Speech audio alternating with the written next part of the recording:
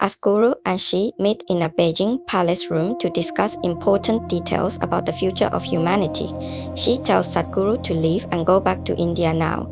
Likewise, Putin, Trump, and Kim also meet Xi together in the same room and are then told to go back to their respective countries.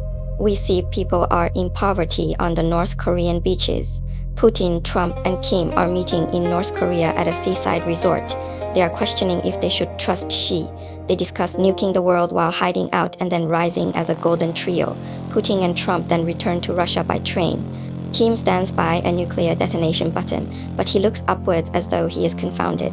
In Russia, things are gloomy. People are wandering around, looking frail, begging for food. The churches are empty, and kids wander together in groups. Trump returns to Florida by UFO to play golf.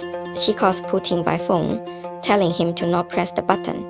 Putin then calls Kim, and they agree to press the button at a certain time. Trump is lounging, shirtless by a pool when Kim suddenly calls him. However, crowds are gathering outside Trump's Florida compound. She calls Sadhguru and says, "Now Sadhguru." Putin walks by himself slowly through a grain field towards a hidden detonation button. However, he is confronted by a mysterious Russian woman wearing a sarafan. She looks at him with gleaming eyes. Trump gets up from the pool and enters a secret underground room. When he opens a large steel door, Melania is there. Appearing rather mystical, she stands in front of the detonation button and says to him, "It's bath time, you silly dear," and leads him out of the room. Sadhguru is sitting absolutely still with his eyes closed in a small cave deep in the Indian forest. 2 Indian elephants guard him, standing outside the cave, their trunks swaying back and forth.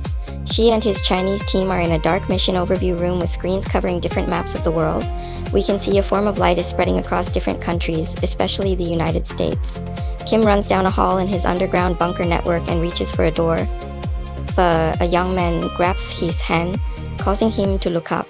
The young man asks him to call Putin, but Kim says the time was set in advance and thrusts the man off of him.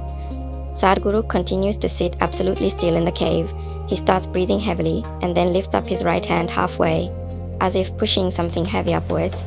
Kim tries to open the door, but it won't open. Finally, he manages, and the door bursts open. Hungry people are looting an empty bakery in Tennessee. Putin is still fighting with the mysterious Russian woman in the grain field, and he loses. She drags him by his feet into a small church and lays him on the floor. She casts light onto him from her hands while he lies motionless. She calls Kim, however, there is no answer. Melania, wearing pajamas, is sweet-talking Donald Trump in a royal bedroom in their compound. Donald Trump is wrapped in a bed towel. Kim is pushing both his hands down on a red detonation button, but is refused by a mystical hand pushing upwards against his own hands. Kim gives up, sweating heavily. Kim, back in his underground office, sees Xi is calling him, but he doesn't answer the phone. Shirtless Putin is standing in the church before the mysterious Russian woman. She speaks softly with him, saying, "Go to St. Petersburg, a horse is prepared for you." Putin walks out of the church and sees a beautiful brown horse is waiting for him. Donald Trump checks his watch and gasps. He wraps his way out of Melania's grasp. Just as he leaves the royal bedroom, a phone on the wall outside the bedroom begins to ring. He picks up the phone. Kim is speaking on the phone and says, "An hour." Donald hangs up the phone. The phone immediately rings again. Donald picks it up and asks, "Hello?" Kim hangs up the phone and opens the door to leave, but is confronted by a fierce, mystical Korean dragon breathing at him. Kim faints. Donald Trump hangs up the phone and boards his UFO headed for China. His UFO lands in Shanghai and is greeted by a group of 100 Chinese soldiers. Donald Trump walks out and asks, "Where is she?" A soldier says, "Sir, this is Shanghai, not Beijing." Donald Trump grunts, "I had said to Beijing." He boards his UFO and flies off. Trump's UFO lands in Wuhan, China. He walks out and is greeted by a group of 100 Chinese soldiers. He asks again, "Where is she?" A soldier says, "Sir, this is Wuhan, not Beijing." Donald Trump grunts and makes a fist. He again boards his UFO and flies off. Donald Trump lands in North Korea and Kim greets him outside the seaside resort. They share a glass of water together as the sun sets over the ocean. The sky quickly darkens. Then the stars start to move strangely, as if writing random patterns in the sky.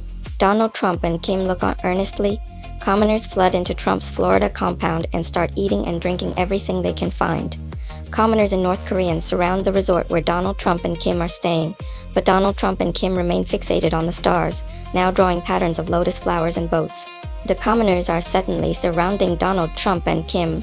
They rush towards the two men but are prevented by a mystical blue bubble shield. The shield falls away and the commoners leave in peace. The phone at the resort rings and Kim picks it up.